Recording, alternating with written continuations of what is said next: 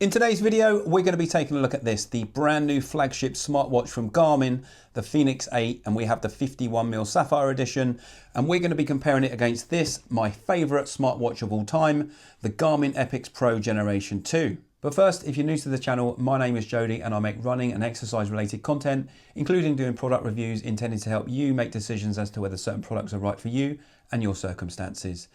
As of today, January 2025, all of the products I've ever reviewed on my channel have all been purchased with my own money, so I'm not under any pressure to say anything about certain products. I'm not under any pressure to not say anything about certain products. All of the thoughts and opinions will be based on my own experiences, and all of the feedback I'm going to give you is unbiased. If you like that kind of review and you get any value from the video today, please consider giving the video a thumbs up. And if you've not already subscribed to the channel, please consider doing so. It's free and it helps my videos reach a wider audience and hopefully help more people make the right decisions about the products that they're interested in. Let's get into the video. In this video, we're going to be comparing these two models here. So we've got the Garmin Fenix 8 top of the range, and we've got the Sapphire AMOLED 51mm edition. And currently this is selling on the Garmin website for 1,039 British pounds. And we've got the Garmin Epix Pro Generation 2, also Sapphire edition, also AMOLED, also in the 51mm edition. At the time of buying this from Garmin, about 20 months ago, this cost me, I think, about £979. But currently, since the Fenix has been released, the price of the Epix Pro Generation 2 has reduced. And I think you can pick this up now in various watch shops for somewhere between £500 and £700, depending on if you find a good sale. So as previously mentioned, the Garmin Epix Pro Generation 2 has been my favorite sport-focused smartwatch that I've ever owned. I've owned various iterations of the iWatch from Apple. I've also owned various sport-focused smartwatches from other brands. And I've also owned the earlier iterations of the Fenix range, the Fenix 6X, which actually is up on my wall somewhere over here. And I've got to say that the Epix Pro Generation 2, for me, blows all of those out of the water. I'm not going to go into all the detail about the features that I like on this watch, because simply I've made a previous video on that, which you can see. I'll link to it at the end of this video if you haven't already watched that. We'll take a look at the features and functionality that exist on the Fenix 8 that currently don't exist on the Epix Pro Generation 2. We'll take a look at the features and functionality side by side to help you decide as to whether the Fenix 8 might be the right watch for you, or whether perhaps the Garmin Epix Pro Generation 2 offers you better value for your money. So before we get into the side-by-side comparison of these two amazing smartwatches from Garmin, let's take a look at the differences between the Fenix 8 and the Garmin Epix Pro Generation 2 on paper. The Fenix 8 introduces a built-in speaker and microphone system, enabling users to make and receive calls directly from the watch and interact with voice assistants such as Siri, capabilities that are not actually present on the Epix Pro Generation 2. Additionally, the Fenix 8 supports diving up to 40 meters, providing detailed metrics such as depth and GPS-based entry and exit points, and that's also a feature that's not available on the Epix Pro Generation 2. Regarding the operating systems, both watches utilize Garmin's proprietary OS system, ensuring a consistent user experience across the devices. However, the Fenix 8 benefits from Garmin's latest user interface, offering a more modern and fresh feel over the Garmin Epix Pro Generation 2. So if we look at the general features side by side, the Fenix 8 and the Epix Pro Gen 2 are, from a build perspective, almost identical. The main difference is that the Fenix 8 has a built-in microphone and speaker, and the Fenix 8 is also slightly heavier at 92 grams versus 88 grams for the Epix Pro Gen 2. The battery life is listed as slightly longer on the Fenix than it is for the Epix Pro Gen 2, but in reality you won't notice the difference, and the AMOLED technology for both is incredibly good. Startup times on Garmin watches after powering off is notoriously slow, but the Fenix 8 does fully boot and load all of the maps in a slightly quicker time than it does on the Epix, but both do really take quite a long time. The AMOLED screens on both are bright and clear and easy to see in daylight conditions outside, although neither are as good as the MIP display in the Fenix 7 and the MIP version of the Fenix 8 in direct sunlight conditions. Both use Garmin's latest sensors, allowing you to accurately detect and capture heart rate, HRV, sleep, stress and temperature, and it can even perform ECGs if you're in a country that allows that, such as the US. The sensors are extremely accurate, although during intense activities such as running and in extreme temperature variations, it can interfere with the sensor performance. So for running, I personally always use a dedicated chest strap. On the Fenix 8, we now have a fixed protective guard for the microphone and speaker, which I believe is also in part due to its new diving capabilities. On the Fenix 8, we now have a change to the material used for the buttons, which was necessary to keep the watch watertight for diving. The buttons feel more plasticky than the aluminium buttons that are used on the Epix Pro, and they don't make the same satisfying and sure click that you get on the Epix Pro Gen 2. That said, I do like the haptic feedback that you get on the Fenix 8, but I think most people would still prefer the buttons on the Epix Pro over the ones used in the Fenix 8.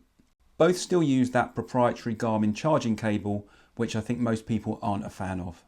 It will be great to see Garmin find a way to introduce wireless charging capabilities for future technology. One thing I definitely prefer on the Epix Pro is that you can see a label for what the buttons do in the bezel of the watch, such as start, stop, lap, etc. For some reason, Garmin have removed this from the Fenix 8, which won't be a problem for seasoned Garmin users who are used to that 5-button design, but for new users, this won't have helped. Navigation speed of the watches side by side is almost identical. I found the Fenix 8 slightly more responsive, but the difference is so small that it's not really worth mentioning. The selection of watch faces available on the Fenix 8 has reduced from the amount of watch faces available on the Epix Pro Gen 2, and for somebody like me who prefers analog clocks over digital, this is a little bit annoying.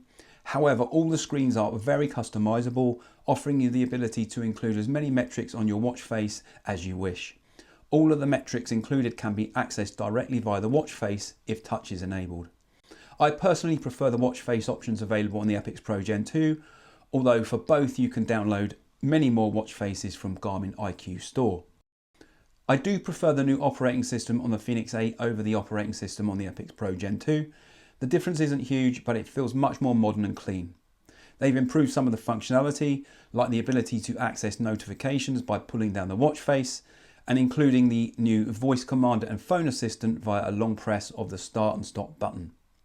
It's easier to access things like data screens for your activities on the Fenix 8, and simple additions such as a lock symbol when activity is started to indicate that the watch face is locked, with the ability to pull it down to access the touchscreen functionality during your activity should you wish.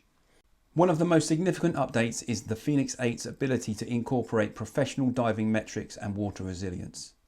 It's not something that I do yet, but you can do things now like calculate required gas amounts and keep an eye on all of the important details you need when diving, like depth, location and remaining air, etc.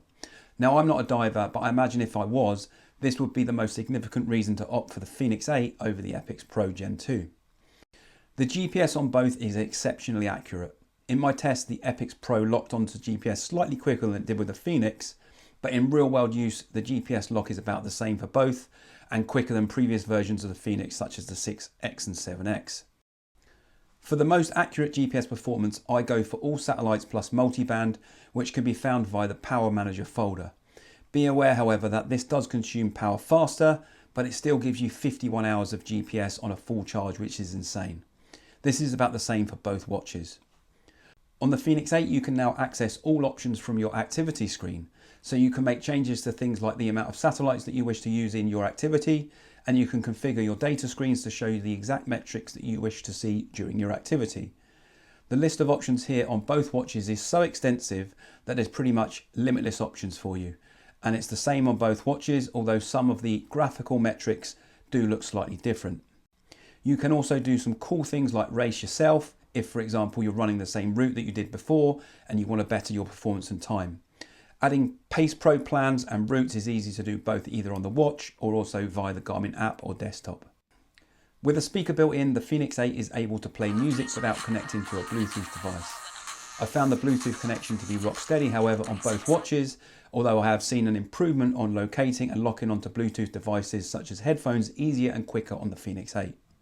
I've not had a single dropout on the Fenix 8 in 6 weeks, and I've run nearly 150 miles in that time.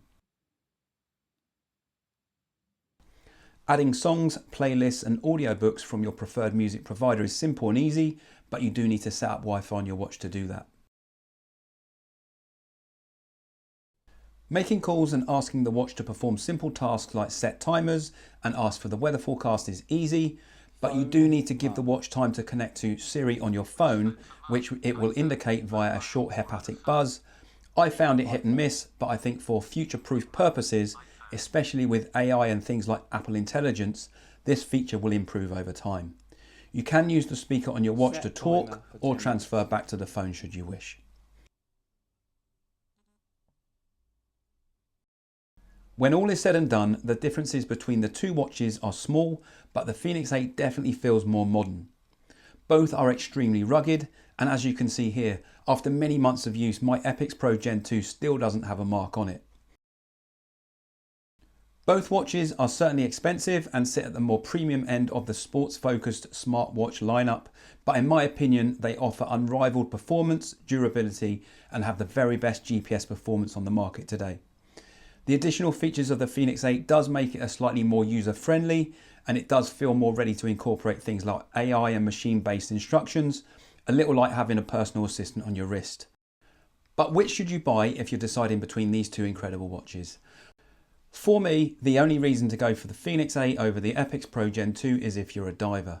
The additional capabilities for scuba diving specifically make this a standout watch for serious divers. The newer and more modern UI is better on the Fenix, but it's not significant, and with the speed and performance being almost the same across both watches. The addition of the microphone and speaker will open up the watch for more day-to-day activities, but in reality people don't buy a Garmin for this reason. It's simply a nice to have. I would say that aside from diving, the Epix Pro Gen 2 has 98% of the same capabilities as what the Fenix 8 has in the 51mm size. The difference in price, especially now that the Epix Pro Gen 2 has come down in price since the Fenix 8 was launched, makes it a no-brainer as to which of these two Garmins represents the best value for money. Should you do what I've done and upgrade from the Epix Pro Gen 2 to the Fenix 8, well honestly it's not worth it and doesn't represent good value for your money. Now I don't regret getting the Fenix 8 because it is fantastic, but does it represent good value for your money when you already have the Epix Pro Gen 2? Absolutely not. The only other consideration to make is generally how long do you like to keep your watches for? Now I'm a bit of a tech fan and I like to upgrade my tech regularly, but if you plan on buying this watch, and again it's a very expensive watch, and you plan to keep it for many years, then it may be that the Fenix 8 is the better option just because the operating system is a little bit newer and the ability to integrate with external AI will future-proof your purchase. I can say, however, that no matter which of the watches that you do decide to get, if you decide to buy either of them, then you're going to be getting an amazing piece of technology that will serve you for many years to come. It'll have more capabilities and functionality that you'll ever need. No matter what it is, these watches can do it, aside from diving, which only the Fenix 8 can do. Do you own either of the watches? And if so, let me know what you think about them. Did I miss anything in the video that might be important for others as they do their due diligence to figure out whether the Epix Pro Gen 2 might be the right watch for them, or if the more modern Fenix 8 might fit their requirements better? If so, please drop a comment below. It will help others as they try and do their research to figure out which of these two Garmins might serve their purposes the best. If you do have any questions, please drop them in the comments. I will respond to you as soon as possible. Thank you for watching and see you on the next video.